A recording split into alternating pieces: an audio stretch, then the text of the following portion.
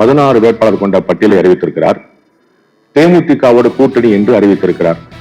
அந்த breaking news எல்லாம் விட்டு போட்டு ராஜா சார் எங்க இருக்கிறாரோ அங்க நான் வந்துடுறேன்பான்னு ஓடி வந்துட்டேன்.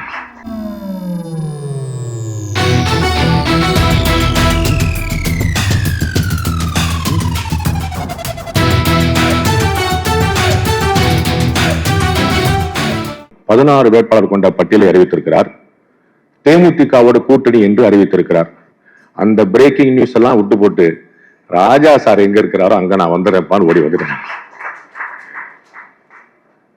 ஒரு ஆச்சரியம். ராஜா சார் பத்தி இன்னும் நிறைய சொல்ல போறீங்க.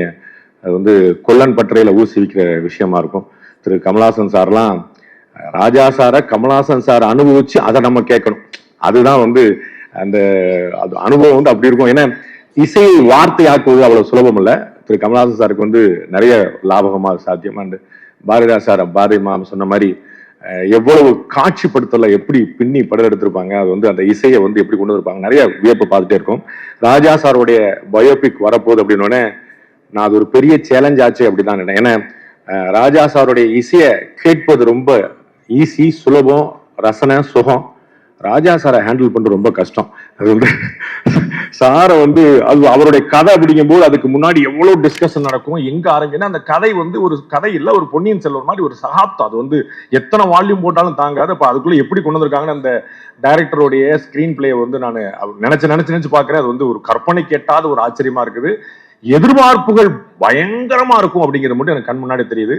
அண்டு தனுஷ் சார் கேட்கவே வேண்டாம். அந்த கமல் சாருக்கு பிறகு ஒரு சின்ன சின்ன எக்ஸ்பிரஷன்ல வந்து அவ்வளவு பெரிய டீட்டெயிலிங் காட்டக்கூடிய ஒரு மகா நடிகன். ரொம்ப ஆச்சரியமான ஒரு பிறவி.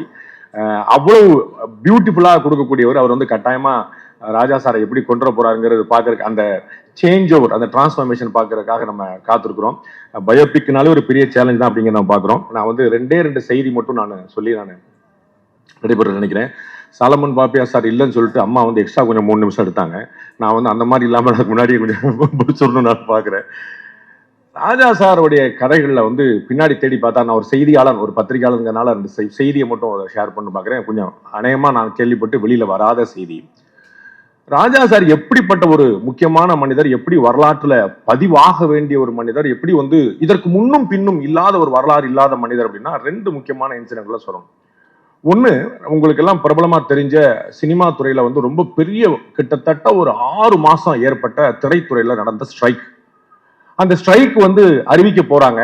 அது எத்தனை நாள்ல முடியும், எப்ப முடியும்னு தெரியாது. ஒட்டுமொத்த துறையிடமும் சேர்ந்து அந்த ஸ்ட்ரைக்கை நடத்துது.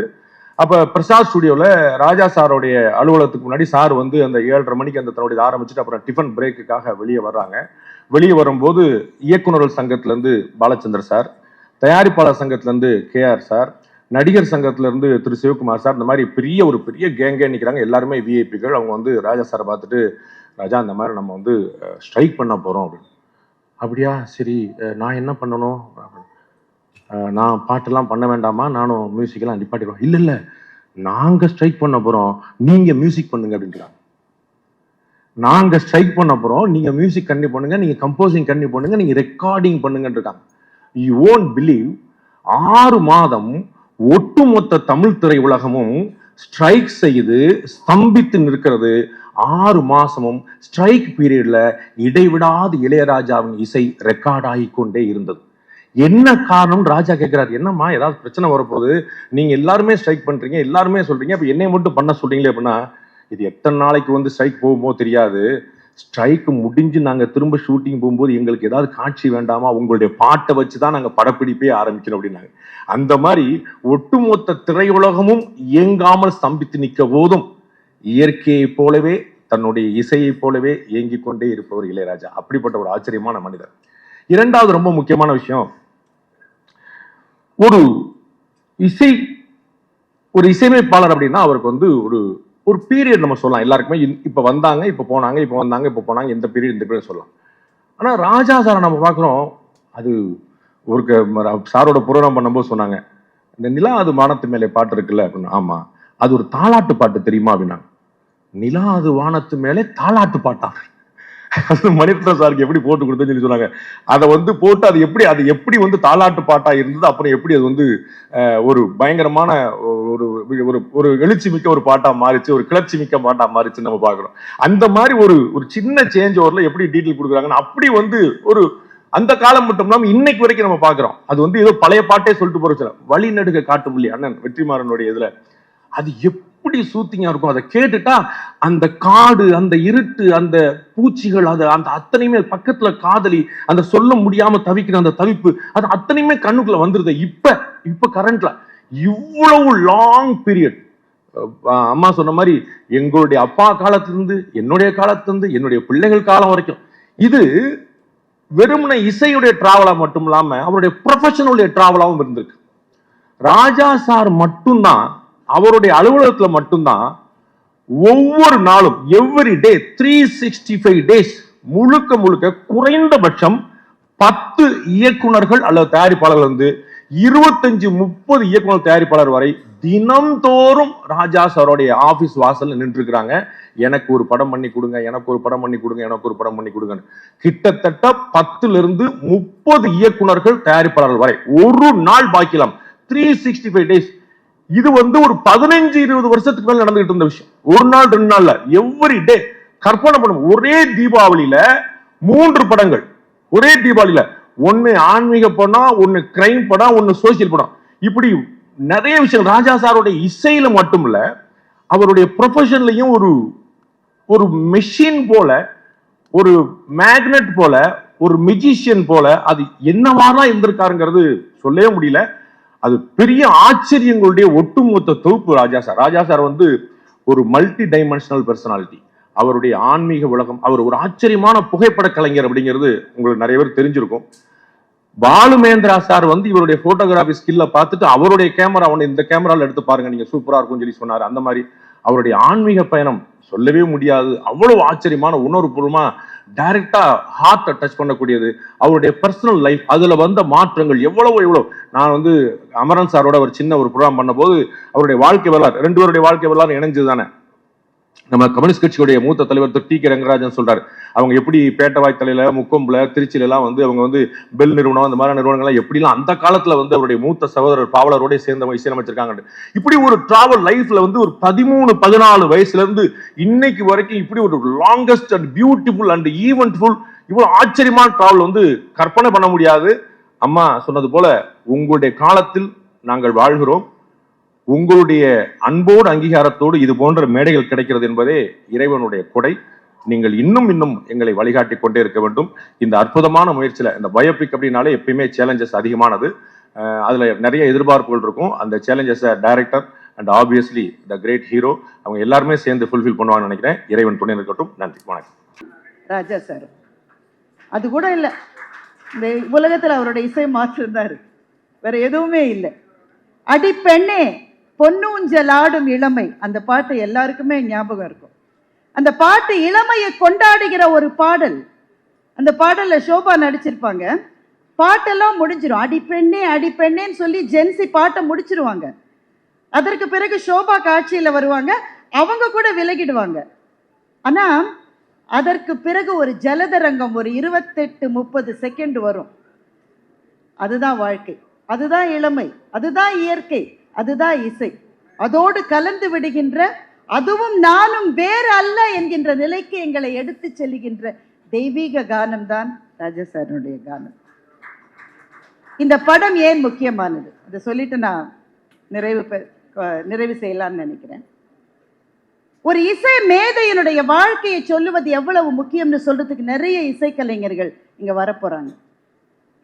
ஹேராம் படத்திலிருந்து இருக்கிற அந்த ஒரு சின்ன பிட்டை பத்தி 1 மணி நேரம் 2 மணி நேரம் அப்படியே ஒரு பேஷனோட பேசுகிற இசைக்கலைஞர்கள்லாம் நிறைய பேர் இருக்க போறாங்க. தம்பி தனுஷ் சாருடைய அந்த ரோல்ல நடிக்க போறாங்க. அதனுடைய பொருத்தத்தை 2 பேரும் அருகே அருகே உட்கார்ந்து இருக்கிற போது பார்த்தா எனக்கு ரொம்ப வியப்பா இருக்கு. இதை விட ஒரு நல்ல சாய்ஸ் இருக்க முடியுமான்னு எனக்கு தெரியல. தம்பிக்கு என்னுடைய மனப்பூர்வமான வாழ்த்துக்கள். ஏன் இது முக்கியமானது? ஏன்னா ஒரு இசை கலைஞனாக அவர் அடைந்த உயரங்கள் அதை விட்டுறலாம். ஆனா ஒரு கிராமத்து மனிதனாக கிளம்பி தனக்குள்ளே இசையை தவிர வேறு எதையுமே கொண்டிராத, யாராலும் உதவி செய்வதற்கு வழியில்லாத ஒரு ஒற்றை இளைஞனாக, அல்லது ஒரு 2-3 இளைஞர், அவர் தம்பி இருக்காங்க, பாரதிராஜா சார் இருக்காங்க, இவர்கள் 3-4 பேராக யாரும் தூக்கிவிட இல்லாமல் தமிழகத்தின் தலைநகரத்துக்கு வந்து தன்னுடைய உழைப்பால் அர்ப்பணிப்பால் மாத்திரமே தமிழ்நாட்டின், இந்தியாவின், உலகத்தின் இசை அரங்குகளை வியக்க வைக்கிற, மலைக்க வைக்கிற ஒரு மனிதனுடைய வெற்றியை இந்த படம் சொல்ல போகின்றது. இது எத்தனை பேருக்கு என்னங்க அவ்வளவுதானே?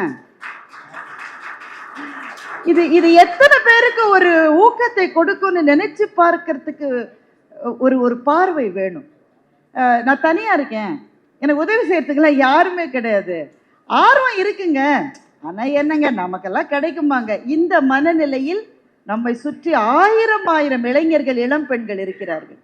இந்த படம் அவர்களுக்கு என்ன சொல்லும் என்றால், உனக்குள்ளே அந்த அர்ப்பணிப்பு இருந்தால், உழைப்பு இருந்தால் நீ எந்த உயரங்களுக்கும் போகலாம் என்று சொல்லுகின்ற ஒரு மனிதரின் வாழ்க்கையை இந்த படம் சொல்ல போகின்றது. அதனால்தான் இது தமிழ் சினிமா வரலாற்றில், இந்திய சினிமா வரலாற்றில், உலக சினிமா வரலாற்றில் மிக மிக முக்கியமான படமாக இருக்க போகிறது என்று நான் நினைக்கின்றேன். அதற்காக பிரார்த்திக்கின்றேன். ஒரே ஒரு சின்ன காட்சி, நிறைய பேர் சொன்ன காட்சி தான், சொல்லாமல் இருக்க முடியல இந்த மேடையில். அமரன் சார் அதை பற்றி, அந்த காட்சியை பற்றி சொல்லியிருக்காங்க. அந்த தெரியுதே வானம், அதுக்கு பின்னாடி என்னையா இருக்கு என்று கேட்கிற ஒரு இளம் காதலி, அவளுக்கு பக்கத்தில் இருக்கிற ஒரு காதலன். பாரதி ராஜா சார் அவருடைய படம் தான், முதல் மரியாதை படம். நீ ஓடு, நான் புல்லாங்குழல் வாசிக்கிறேன் என்று அந்த காதலன் சொல்லுகிறான். அந்த பெண் ஓட ஆரம்பிக்கிறார், அந்த இசை தொடருகிறது, அவ்வளவுதான், வசனம் கிடையாது. அதுக்கு பிறகு அவள் ஓட ஆரம்பித்து ஓடிப்போய் கொலையுண்டு துர்மரணம் கொண்டு கீழே விழுந்து கிடக்கிறவரை அந்த காட்சியில வசனம் கிடையாது, அந்த புல்லாங்குழல் மாத்திரம்தான். அது அவளோடு கூடவே பயணிக்கிறது.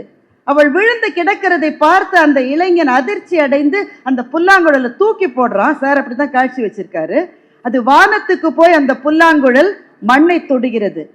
எனக்கு என்ன தோன்றுகிறது என்றால், அது வானத்திலிருந்து கீழே விழுந்த காட்சி அது ஒரு விஸ்வரூபம் என்று எனக்கு தோன்றுகின்றது. ஒரு அழகியலிலிருந்து மெய்யியல் வரையில் வாழ்க்கையை பார்க்கின்ற பார்வையை காட்டுகின்ற ஒரு இசைக்கலைஞனுடைய விஸ்வரூபமாக அந்த காட்சி எனக்கு தெரிகின்றது. எந்த இடத்துல எந்த சர்ப்ரைஸ் கொடுப்பாருன்னு யாராலையுமே கண்டுபிடிக்க முடியாது. தேவர் மகன் படத்துல கல்யாணத்துக்கு ஆசீர்வாதம் செய்ய போன ஒருவர் மாப்பிள்ளை ஆகிற காட்சி. அவர் தாலி எடுத்து கொடுக்க தான் போனாரு, ஆனா அவர் தான் மாப்பிள்ளையாரு. ஊருக்காக தன்னுடைய காதலை துறந்து விட்டு தாலி கட்ட போகிற அந்த இளைஞன் தாலியை கையில எடுக்கிற போது நம்ம என்ன எதிர்பார்ப்போம்? ஒரு நாதஸ்வரம். நம்ம கல்யாணத்துல அதுதானே வாசிப்பாங்க. இங்கிருந்தோ ஒரு ஷெனாய் மியூசிக் கொண்டு வருவார். அந்த ஷெனாய் மியூசிக் அந்த காட்சி முழுவதையும் வியாபிக்கும். அந்த இளைஞனின் மனசுக்குள்ளே இருக்கிற ஒரு சோகம், ஆனா இதை ஊருக்காக நான் செய்யறேன் அப்படின்னு அவன் தனக்குத்தானே அந்த இளைஞன் வரவழைத்துக் கொள்ளுகிற தைரியம், இதெல்லாம் வார்த்தைகள் இல்லாமலேயே அந்த ஷெனாய் இசை நமக்கு கொடுத்து கொண்டே இருக்கும். ஒரு தீபாவளி அன்று இரவு எங்கள் வீட்டினுடைய மொட்டை மாடியில் குழந்தைகளோடு உட்கார்ந்து கொண்டு வானத்தில் வெடித்து சிதறுகின்ற, ஒளியை உமிழ்கின்ற அந்த வான வேடிக்கைகளை பார்த்து கொண்டு தென்றல் வந்து தீண்டும் போது என்ன வண்ணமோ மனசுல என்கின்ற ராஜா சாரனுடைய பாடலை நான் கேட்டேன். அப்ப நினைச்சுக்கிட்டு, இதுக்கப்புறம் எதுக்கு வாழ்க்கையில வேற எதுவுமே வேணாம், இது போறோம். அந்த அந்த இசை, அப்புறம் நான் கூட இல்லை, அந்த இசை மாத்திரம்தான். அதுதான் கால காலங்களுக்கு வாழப்போகின்றது. ஒரு கலைஞனுடைய வெற்றி பயணத்தை இந்த படம் பேசும். ஆனால் அந்த வெற்றி என்பது ரோஜாக்களினாலான பாதைகள் மாத்திரம் அல்ல. இங்க இருக்கிற எல்லா கலைஞர்களுக்கும் அது தெரியும். அதுல முட்கள் உண்டு. சில சமயத்துல முள்ளு வெளியில தெரியும், சில சமயத்துல பூக்குள்ளேயே முள்ளு இருக்கும். காலை வச்சு சுருக்குன்னு குத்தின பிறகுதான் தெரியும். இந்த வலிகளோடு தான் கலைஞர்கள் வாழ்ந்து கொண்டு நம்மை ஆசீர்வதித்துக் கொண்டிருக்கின்றார்கள். ராஜசாரனுடைய ரமண மாலையில் பிச்சை பாத்திரம் ஏந்தி வந்தேன் பாடலை கேட்டு கண்ணில் தாரை தாரையாக நீர் வழித்த ஒரு வெள்ளைக்காரரை பார்த்து நான் கேட்டேன், வாட் டிட் யூ அண்டர்ஸ்டாண்ட்? அவருக்கு அந்த வரிகள் அவருக்கு தெரியல, புரியல. அவர் திருவண்ணாமலைக்கு முதன்முறையாக வந்தவர். இது என்ன அனுபவம்னு சும்மா பார்க்கறதுக்காக வந்தவர். ஆனா எதுவுமே புரியாம அந்த இசை அவரை ஏதோ ஒரு ஆன்மீக அனுபவத்துக்கு மிக மிக அருகில் கொண்டு சென்றது. ஆன்மீகத்தில் அவருக்கு நம்பிக்கை இல்லாம கூட இருக்கலாம். ஆனா இந்த இயற்கையின் முன்னால், பிரபஞ்சத்தின் முன்னால் கட்டுண்டு கிடக்கிற ஒரு மாபெரும் உணர்ச்சி கொந்தளிப்பை மொழி தெரியாத ஒருவருக்கும் கொடுக்க முடியும் என்றால் அது சாரனுடைய இசை மாத்திரம்தான். அவருக்கு ஏதாவது செய்யணும்னு நினைச்சுதான் தனுஷ் சாரும் டைரக்டரும் இந்த பட தயாரிப்பாளர்களும் இதை கொடுத்திருப்பாங்கன்னு நினைக்கிறேன். எவ்வளவு செஞ்சாலும் போதாத ஒரு மாபெரும் உயர்வை நமக்கு கொடுத்திருக்கின்றார். காலங்கள் காலங்கள் காலங்கள் ஓட ஓட அவர் கவிதைகளோடு அவருடைய இசையோடு நாம் வாழப்போகின்றோம். அவருக்கு தமிழ் எவ்வளவு நல்லா தெரியும் அப்படின்றது ரொம்ப முக்கியம். பாரதி பாடுகிறான், நின்னை சரணடைந்தேன் கண்ணம்மா, பொன்னை உயர்வை புகழை விரும்பும் என்னை கவலைகள் தின்னத்தகாதென்று விடுமையும் அச்சமும் மேவி என் நெஞ்சில் குடிமை புகுந்தன கொன்றியவை தீர்த்தன நின்னை சரணடைந்தேன். இந்த பாட்டுக்கு அவர் போட்டிருக்கிற மியூசிக்கை ஒரே ஒரு தடவை கேட்டு பாருங்க. வாழ்க்கையினால் விரட்டப்பட்ட ஒரு கவிஞனின் உள்ள குமுறலை இதை தவிர யாருமே சொல்லிவிட முடியாது. இந்த இசை மொழி ராஜா சாருக்கு மாத்திரமே கைவந்த மொழி. அவர் நீங்கள்லாம் வர்றதுக்கு முன்னாடி இங்க ஒரு சகோதரர் வயலின் இசையில் உங்களுடைய பாடல்களை இசைத்து கொண்டிருந்தார். இந்த இடமே ஒரு பரவசமாக பறந்து போற மாதிரியான ஒரு உணர்வை ஒரு 5 நிமிஷத்துல அவரால் கொண்டு வர முடிஞ்சதுன்னா எல்லா கலைஞர்களுக்கும் பின்னால் உங்களுடைய இசைதான் மிஞ்சி இருக்கிறது. இந்த படத்தை அதில் ஈடுபடுகிற அத்தனை கலைஞர்களுக்கும் என்னுடைய வணக்கங்கள். வெற்றிகளை சொல்ல போகிறீர்கள், ஆனால் அவருடைய வலிகளையும் நீங்கள் சொல்லுவீர்கள் என்று நான் நினைக்கின்றேன். அந்த வலிகளை கடந்துதான் அவர் இந்த பாதையிலே சென்று கொண்டிருக்கின்றார். லட்சக்கணக்கான பேருக்கு வழிகாட்டி கொண்டிருக்கிறார். அந்த பாடல்கள் வந்த போது பிறந்தே இராத அல்லது அந்த பாடல்கள் வந்து 20 வருஷங்களுக்கு பிறகு பிறந்த எங்களுடைய மகள்களும் மகன்களும் அந்த பாடல் இப்போது கேட்டாலும் துள்ளி குதித்து கொண்டிருக்கிறார்கள். தாமரை பூவில் என்று எஸ்பிபி அந்த சரணத்தை எடுக்கிற நொடியில் 15-18 வயசு பையங்க குதிக்கிறாங்கன்னாக்க வயதே ஆவதில்லை உங்களுக்கும் உங்களினுடைய பாடல்களுக்கும்.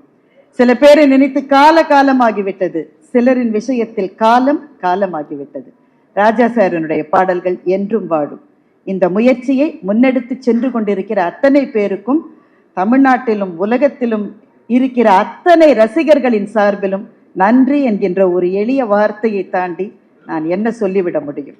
இந்த படம் சிறப்பாக வருவதற்கும் மிக பெரிதாக பேசப்படுவதற்கும் அதை எல்லாத்தையும் விட முக்கியமா எங்கெங்கோ கிராமங்களில் இருக்கிற எங்க இளைஞர்கள் அதை பார்த்து சார் போயிருக்காரு, அவருடைய வெற்றிக்கு பின்னாடி இருந்தது அர்ப்பணிப்பும் உழைப்பும் மாத்திரம்தான், அது இருந்தா நாம போயிடலாம் என்கின்ற ஒரு ஊக்கத்தை எங்களுடைய ஏழை இளைஞர்களுக்கு இந்த படம் கொடுக்கும் என்றால் அதுதான் இந்த படத்தினுடைய மாபெரும் வெற்றி என்று சொல்லி என்னுடைய வாழ்த்துக்களையும் பதிவு செய்து இந்த நல்ல வாய்ப்புக்கு நன்றி சொல்லி முடிக்கின்றேன். வணக்கம்.